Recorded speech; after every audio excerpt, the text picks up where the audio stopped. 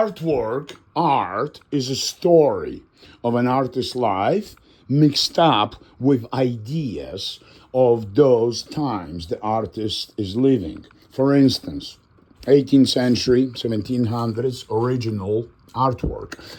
It's an epic story of Persian Empire. It's the beginning of Islam, and this is the story, a fairy tale that makes the whole Persian Empire. And this is the original page from the book, you understand? And it's an ancient Persian language.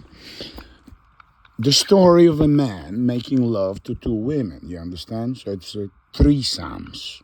It was made in 18th century, so it's Islam, and she's holding his belt. The symbol is fairly understood. You have twos and you have threes, and you have those erotic flowers over here. Art is a language of symbols, and each painting has a story to tell. You understand? So what is the story Andre is telling? Well, I've been saying it for a long time, each drawing. But now I want to talk about something else. I want to talk about continuity of the story. We have some green, so let's take pink. Doesn't have to be pink, it can be yellow, you see? So we got these two colors, for instance, and let's start with yellow, okay? What are we gonna do with yellow? I don't know. Let's start with this shit. What is it? Gaia tree in the shape of a shaman and two birds sitting on a rock of wisdom. Says you cannot change your destiny in Latin language. The truth, something about the truth. Okay. So, what are those yellow things? I don't know. Some shit. Well, it looks like fucking flowers. Okay. If they're far away, they should be smaller. If they're closer, they should be bigger. So here are bigger flowers, right? This is Pandora's box paradox. The evil penetrating the whole fucking place. This is God, subatomic particle pulsating. Gaia tree in the shape of a figure, like a shaman from 60,000 years ago. Star constellations and unexplained objects in the sky. It's a story. It's a fucking story. What is this? We're going to continue with yellow, right? We're going to keep splashing this yellow. What the fuck is this place? There is a guy on his knees, barely visible. There is an apple of Eden, apple of temptation. The guy found heart. He found love. He's very excited about it. So we're going to make a circle and light emanating from this particular event. It's a very important event in his life, and I suppose in everybody's life, finding true love. And there is Pandora's box paradox in a different place than in the previous drawing, and it even looks different. It's more wiggly, it's more organic than this one. You understand? You understand? So it's, and God over here is in the center. So God is above. There is already wax splashes from wax crayon. I was burning wax crayon, and those spontaneous wax, it looks like blood to me. I started it in January, now it's, April, I think. So we're fixing it now in April. So the light from this event is all over the place. The guy's fucking screaming. He's so fucking happy. He's in love. And the heart is also happy. It's pulsating. You understand? So the two images of the guy and the heart is in the paper itself. It's carved in the paper with ball pen through the plastic. So it existed there. The guy was in and God and guy and heart was in the paper before I started drawing black and white. You understand? The concept was there. I put the idea into space and time. And then I continue drawing black and white. And here is the same shit. What do we got? The guy is on his knees, and there are two hearts beating, right? And I see some powerful lines going this way from God. This is God, subatomic particle. And the energy of God is penetrating throughout the universe, throughout this particular area. This page, this drawing is a window to the universe, particular universe. What else we got? We got bizarre scratches. We got bizarre clouds. This is smoking technology. You see my smoking technology? You see? This is smoking technology I'm developing. This is oil painting from 2000, July 2000. I'm changing it with smoking technology. So, spontaneous black clouds. You can't make it with a brush, those clouds. And I used sandpaper to damage those clouds. A little bit more here, a little bit less here. And just experiment. There is a DNA code crossing the whole area in this planet. Okay, there is Pandora's box. You see, letter P, Greek letter P, barely visible.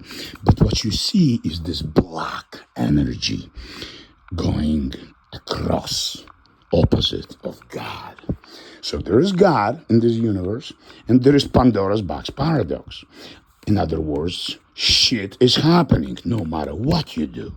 Shit will be happening, and this is the way the universe works. There is a rock of wisdom. Dice has been tossed. Your destiny was predestined.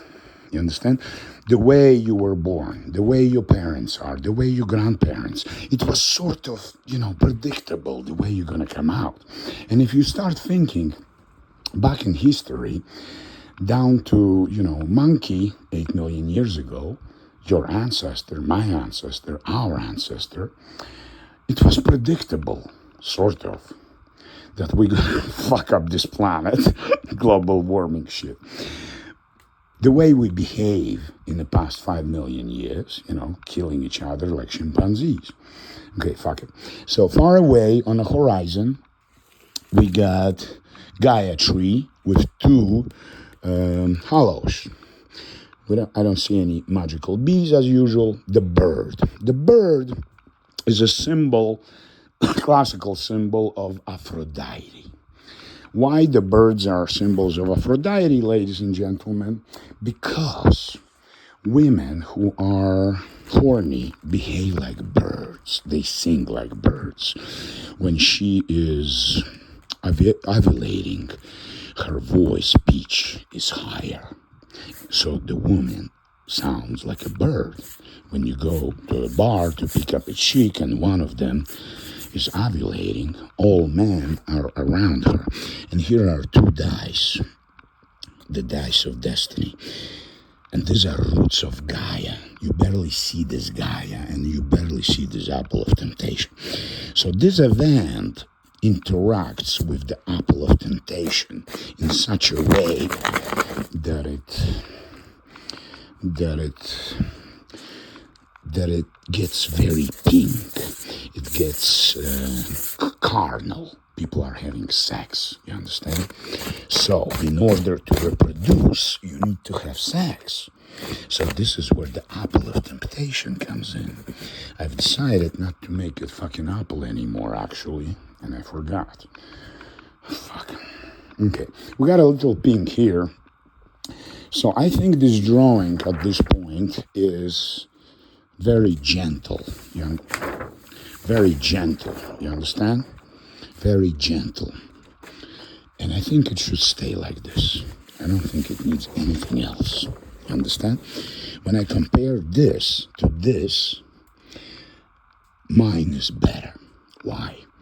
Because I allow God or universe act through me. Nature acts through me. Even gravity works for me. I'm a master of gravity. I call myself gravitationalist. Let me show you something. So the guy is standing here, and he is excited about finding love. And here's Pandora's box, and we just splashed this yellow. We can redirect this yellow by angling this page, you see? Now it's going to lick in a particular direction as the rays from God. Understand? You see the rays of God? We can make the paint leak in this particular direction. You understand? Or we can make it leak in the opposite direction, and by doing so, create opposite, how do you call it? To make it more, how do you call it? Dynamic. To make the drawing, which I don't think I should be making more dynamic, but if I take my hand right now and I smoosh it this way, it's gonna look like this yellow is flying from out of there. You see this block over here, which I don't know what it's supposed to be at. I don't think it's supposed to be anything. But if I move my hand like this, all this yellow, sort of a little bit wavy, it's going to be this natural trail of energy, yellow energy. It's going to stay here as little dots, but over here, it's going to be moving, creating more powerful dynamism where it crosses all three of them, black, silver, and this yellow. So in the center, it's going to be this epic event, epic cosmic event of the guy. I think he's an artist. Yeah, I'm painting on the floor usually, you understand? So he's standing on his knees and he found love. And he's painting out of love, and God supports him. But there is always Pandora's box paradox, shit happens. Gayatri is giving him DNA, so I suppose he is a particular makeup. Aphrodite is present. Well, Aphrodite is present always. Aphrodite is like plus and minus in the universe. Universe would not exist without Aphrodite. It's like electromagnetic force. You understand? In Chinese, it's yin and yang, so it's woman and man. So it's Aphrodite and it's a pussy and a dick. It's a pussy and a dick. So, I just showed you the process of the evolution of the story. We started with this composition by applying yellow over a little green that I applied earlier today. And I might splash a little pink if I decide to. As you see, I mixed many colors and I keep remixing them and creating diversity. So when I say my colors are infinite, this is what I'm teaching you. If you have like 3 or 4 blues you mixed, if you make your own colors, I buy colors like I keep teaching you in Guerra paint. You understand? I buy pigments and I make my own colors for 30 years now. So if you mix like 3 or 4 blues, but then you take a brush from this blue, deeper in this blue, mix it a little bit and deeper in this blue, you just created another blue that didn't exist. You understand? So this particular brush stroke, whatever, is going to be very different. It doesn't matter what I'm doing, you understand? It's going to be very different color than any other blue. So spontaneously, you just create a different blue by having 3 or 4 different blues to begin with. But it all started from one blue. Basic blue, Prussian blue. This is the fucking blue. You understand? From this pigment, you can create infinite palette. Infinity. You can paint infinity. You can paint infinity. Look at this. Look at all of this. It's all fucking infinite on microscopic level. Do you understand? As a whole, you see a figure. Yeah, it's a fucking chick or whatever, it's a guy, it's a chick, it's whatever, what the fuck. There's another chick, but on a macroscopic level, it's made out of microscopic elements, just like the universe we live in. You understand? On a microscopic level, it's made out of subatomic particles, as you know, from quantum world, atomic world. This is how I make my paintings. This is why I paint like this. So it's not about detailing, literary meaning. Yes, I incorporate details because this is the story of, this is a holy grail. She's smoking something, and with the smoke, She creates reality. She's sitting at the glass table. You can see her pussy. Her pussy has this magical fucking beads. This is a magical pussy. She's not a fucking woman. She's not a human being, basically. I don't paint human beings. Yes, this is a symbol of broken heart. Romeo and Juliet by Shakespeare. Some woman, some chick, nice chick, she's holding a fucking dagger. And still, it's been 20 years and deliberating whether there should be a blood, drained like this way on her hands, like blood. But I don't think so. If I make her hair red and I add some sticks, that's pretty fucking demanding. She looks pretty tough to me. She looks like someone who would stab you, cut your balls off. Don't you think so?